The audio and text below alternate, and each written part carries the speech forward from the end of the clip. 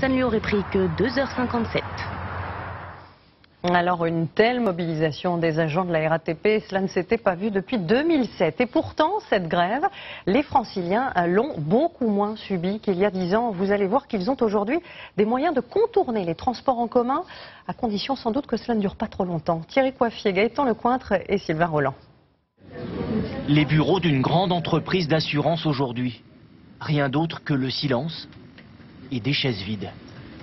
D'ordinaire, 13 personnes travaillent pourtant ici. Hier, j'ai dit à l'équipe que s'ils souhaitaient, ils pouvaient travailler en télétravail. Alors aujourd'hui, en fait, le soulagement, c'était de se dire je ne suis pas obligée d'être dans la galère des transports. Même soulagement dans cette société d'intérim, où un quart des salariés s'est épargné les affres de la grève par le télétravail. C'est beaucoup plus facile maintenant que ça ne l'était il y a quelques années. Maintenant, beaucoup de personnes ont un ordinateur portable, peuvent se connecter à distance. Certains n'ont pas eu le choix. Marion a choisi le covoiturage pour se rendre sur son lieu de travail.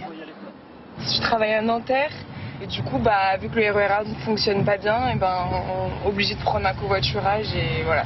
Obtenir une place dans le véhicule de Maxence n'a pas été facile. Moi, franchement, tu m'as sauvé la vie. Tant il a été submergé par les demandes hier soir. D'habitude, par jour, je dois en avoir 3 ou 4. Je crois qu'hier soir, j'en ai eu peut-être une dizaine, quelque chose comme ça.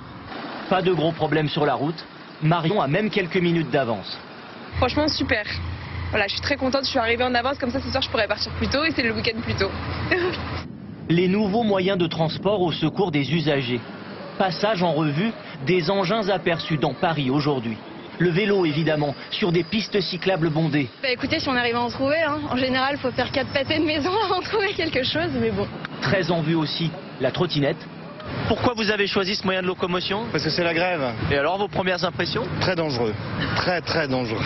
Le skateboard électrique. Pour aujourd'hui c'est idéal, regardez les bouchons là, je suis obligé de... j'ai pas de choix. Ou plus original, le gyrophone. C'est génial, c'est dans le temps. Surtout dans une journée comme ça. Surtout dans une journée comme ça, le temps perdu c'est énorme. La RATP avait offert 30 minutes de location gratuite sur ces scooters électriques. Ils ont été victimes de leur succès. J'ai patienté 45 bonnes minutes avant de pouvoir prendre le scooter. Je pense que je prendrai un vélo la prochaine fois pour être sûr d'arriver un peu plus tôt.